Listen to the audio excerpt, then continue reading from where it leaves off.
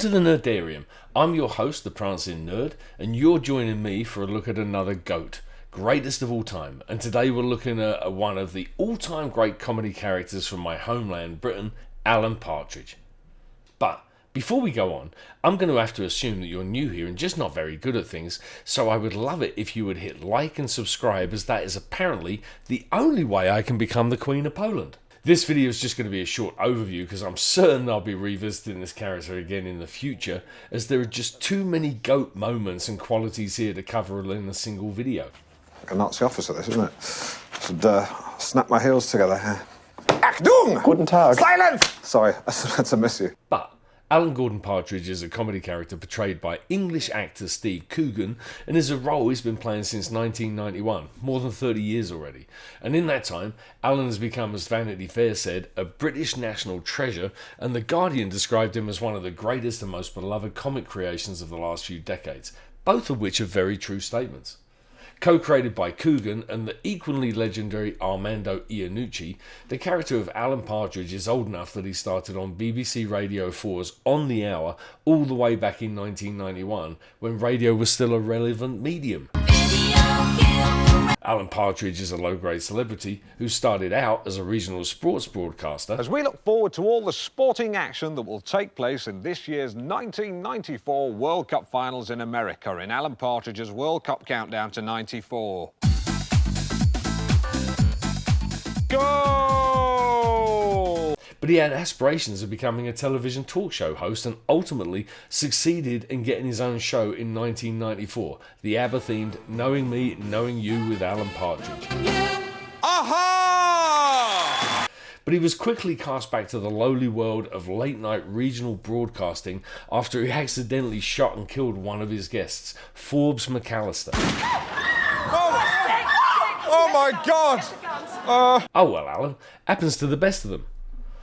After a brief 24-year absence, Alan found himself back on the TV in 2019 when, capitalising on the sickness and death of John Bascall, he became one of the hosts of the completely bland and pointless chat show that is perfectly suited to his talents, This Time. Hi, Nathan, Jermaine, Shauna and Trent. It's that time. What time? High time to say, if you've got time to give this time your time, then it's time to let this time spend time making your time a good time on This Time. What makes Alan special is just how well realised and consistently portrayed the character has been since conception.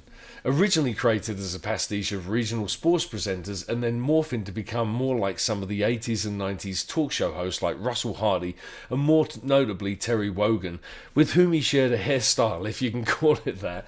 Alan has adapted and evolved to remain a contemporary force of humour and has managed to avoid being a one-note joke.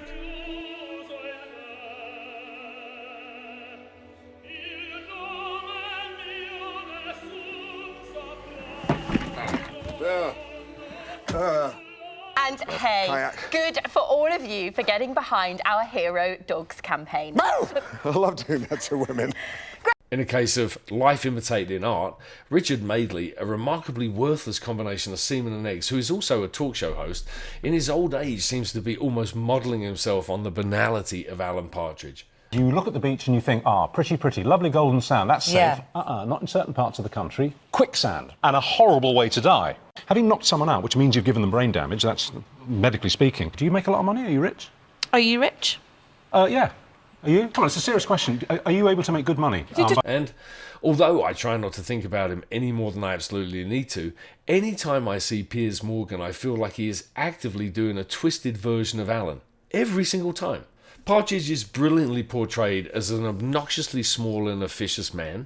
He has a painfully low EQ and no capacity to hide his petty emotions. Despite the negative consequences, he often gives in to his anger and just lets his inner rage shine through. Do you want to smell it? No, thanks. Smell the cheese. No, I don't want to smell it. Smell my cheese. Alan, please. Why not? Smell my cheese, you mother!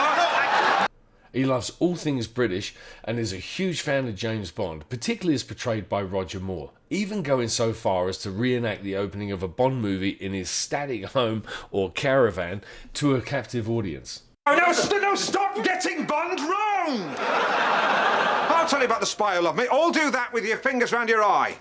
I'm Roger Moore. Bang!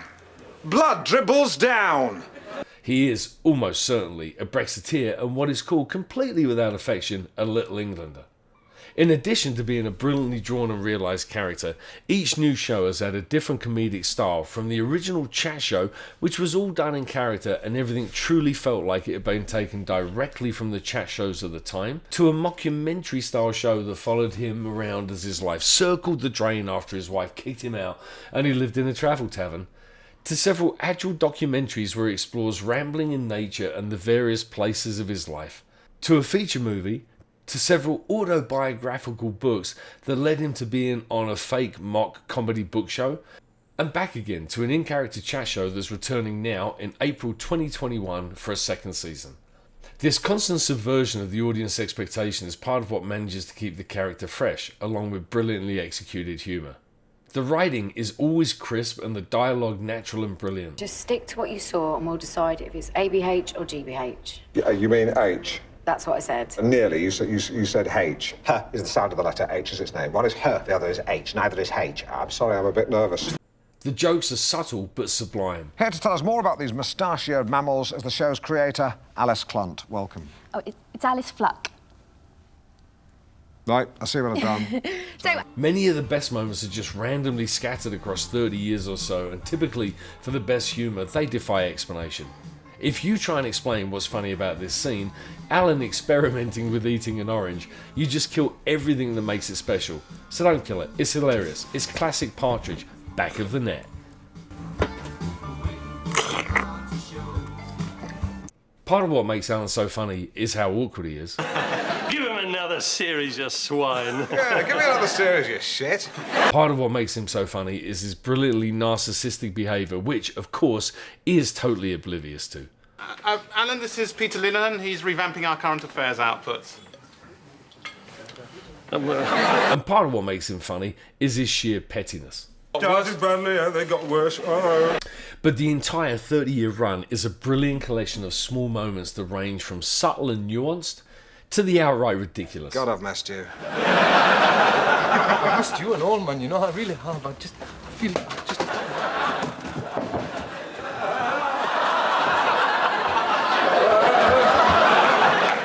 Hi, Tex. We're having a hoedown. I'm down, but I'm not a hoe. But Coogan always does a stunning job of remaining consistent and true to the character, and after so many years, Alan has created his own lexicon of looks, phrases, attitudes, even his own fashion style. And all of the shows just get better with repeat viewings. On that note, the character has a fanatical following, and there are at least 2 Facebook groups dedicated to nothing but Alan quotes and memes, and they're a joy to be part of, with a seemingly never-ending supply of people who've evidently memorised each show and appear to have an Alan quote for every occasion. And they're not scary at all. Glory be. It took 14 hours. I fainted 3 times. Jed, I'll level with you. I'm really scared. There's no doubt about it, Alan Partridge is a GOAT, and Coogan seems happy to not retire the character, and as he's maintained and even up-leveled the quality of the humour over the years, I for one will be watching any and all Partridge content indefinitely and obsessively. Here we have a listing for Henry F***a-beggar. Goodness me. Now, back then, the word f*** didn't have its current meaning. Okay. It actually referred to hitting or striking. Right, good. Well, hence the phrase, let's hire some Albanians to f*** him up. A list of all of his shows are in the description. I'd recommend checking them all out. And if you're in the US, they're currently available on HBO Max. Gobble them up before they're gone. Feel free to disagree in the comments below. You'll be talking bollocks, but go ahead. That's bollocks. No, Go on. it's Or, even better, tell me your favourite Alan moments so we can both revel in his glory.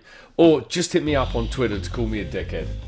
Either way, keep nerding on.